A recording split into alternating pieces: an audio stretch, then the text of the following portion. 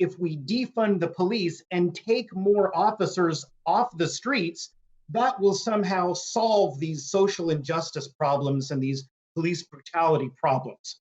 But in reality, you and I know just from common sense that when you do that, you're going to see a dramatic uptick in the crime that's committed out here. I'm Dr. Duke with The New American, and this is my take on the news. And we're joined again by Joe Panzarello, who is a coordinator for the John Birch Society in California. And you're doing the Lord's work for a lot of us because you're living outside of Los Angeles, you're paying those taxes, and you're watching that civic sprawl crumble. I want to talk to you in this segment about the local police and what's going on with Defund the Police. California, of course, is at the forefront of trying to undo civil police, local police in the state. The John Birch Society came out, the New American came out with a really wonderful new edition out July 6th, just this day, yesterday, about support your local police and really what's behind the riots, right? We've got that sign that says save a life, kill a cop. It's amazing how many people in this country on the progressive left actually believe that statement and its slogan. And so talk to us about the situation in Los Angeles. Now, to those of us who don't live in your state, California to us is the prototypical big city violent crime area. That when you think of all that's wrong, the lawlessness and the drugs and the illegal immigration and all those things, you think of Los Angeles almost more than anybody else. Give us the reality. What's it like living in Los Angeles in terms of personal safety? You know, it depends on what area you're in, Duke. And first of all, thank you so much for having me on this segment of the show. I really appreciate it. There are, believe it or not, good areas in and around Los Angeles. It's not exactly as bad as Chicago, but we're not without our problems definitely out here with regards to security and the livelihood. But you had mentioned in the beginning of your segment just now the forefront of Los Angeles with regarding Black Lives Matter and what's going on in the effort to defund the police department out here. So this is a very unique and special area out here with regards to California and Los Angeles in particular, because our mayor, Eric Garcetti, I've been saying this for a while, and I've been hearing some rumblings about this. Eric Garcetti is a unique guy because the way he does his speeches and the way he addresses the public is very presidential. Like he's almost planning to run for president of the United States, or at least some sort of other office. So he's looking to appease as many people as he possibly can right now. We did have of course, the problems with regarding to COVID-19 and all of the lockdown situations and the new rules and regulations and social distancing, and now the mandatory wearing of the masks inside and outside for the whole state. But that kind of led us into this problem with regards to talking about the budget for Los Angeles, the budget for the city. So now we're having our members and our fellow patriots getting in contact with city council members, mayors, people in and around the city, and the county actually as well. The county supervisors have now jumped on this bandwagon of defunding the Los Angeles Sheriff's Department in addition to the LAPD as well. So there's no shortage of fights for us to look at out here right now. Now, there's a lot of politicians and a lot of activists talking that way. What does the average person on the street feel about this? I mean, is that view shared by the local citizens who keep electing radical Democrat politicians? Absolutely not. From what I'm seeing personally on both sides of the aisle is it's a nonpartisan issue. There is nothing political about the security and well-being of citizens of a particular city. Everybody is concerned about being able to have the police department come to their house if there's an emergency and calling 911 and hoping that there's somebody that's going to come to their house to address the problem, right? So this is definitely something that affects everyone. And, whether you're Republican, Democrat, Independent, it doesn't matter.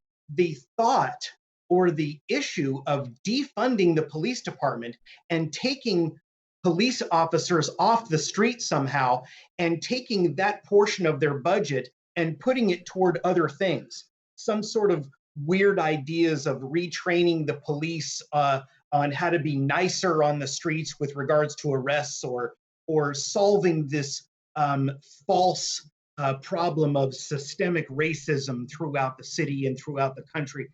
It's just absolutely ridiculous, and people are against it.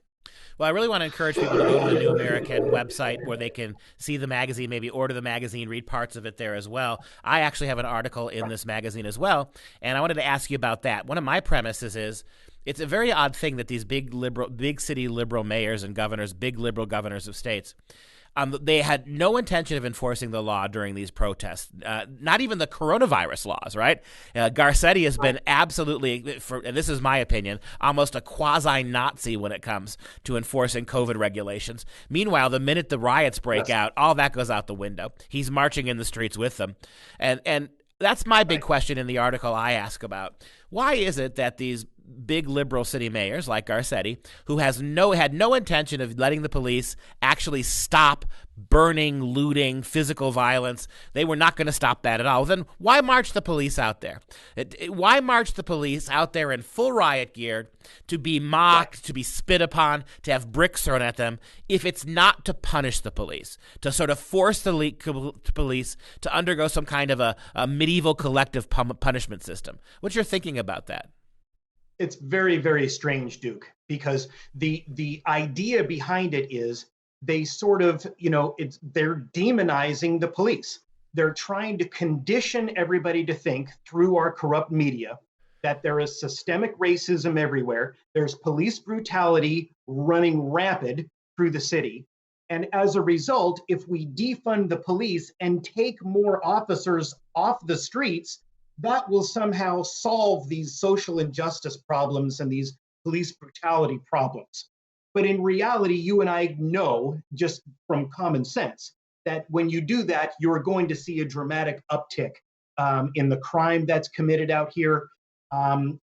As far as a police presence is concerned, Duke, I don't understand the toppling of all of these statues across the country. We had one here in California, specifically a huge one that was up in San Francisco, where they toppled the statue of Francis Scott Key, the composer and the writer and the creator of the Star-Spangled Banner, our national anthem. So it's not just the demonizing of police necessarily, it's the demonizing of Americanism and the history and heritage and origins of our country. And where are the police when it comes to toppling these statues? All I see is a bunch of radical Black Lives Matter Antifa personnel doing whatever they want to do. Absolutely. And of course, those police officers have been told to stand down. They're not allowed to go, or if they go, they must stand there and watch. And I think this is really dangerous. What you're telling with all, you mentioned the crooked media, what you're telling people by having these police stand there and be abused this way, you're telling the people all across the country they deserve it. Right. This is what they deserve. They deserve every brick thrown. They deserve to have their police precincts in places like Minneapolis hijacked and taken over. They deserve all of it. What you're doing is you're victim shaming. You're completely shaming these police officers, Yes. and you're sending a really bad message. We're going to topple your culture, our culture, and we're going to force the authorities to stand by and watch while we do it. In places like Atlanta, we have all kinds of police walking off the job. They are calling in sick. They're retiring. They're taking their retirement and going away. Are you seeing that in the local police in Los Angeles? We haven't seen that yet. At least I think we have about 10,000 LAPD officers out here. We're starting to hear rumblings of that with regards to the union for the police out here too. Because this has once again shown a light on that. So just because you have this abuse that happened and this incident in Minneapolis, all of a sudden now, and this is the agenda behind everything, now you have all of these police precincts all around the country all of a sudden revamping their police departments and looking at abuse cases that are happening. And that's part of the agenda that's behind it. Yeah, there's a lot going on. Joe Panzarello, you are with the John Birch Society. You're a coordinator for the state of California. That's a huge territory you've got. The good news is people are increasingly receptive to the message of the John Birch Society. The bad news is, well, you're living in California and potentially a future much more lawless California. Thanks for joining us today.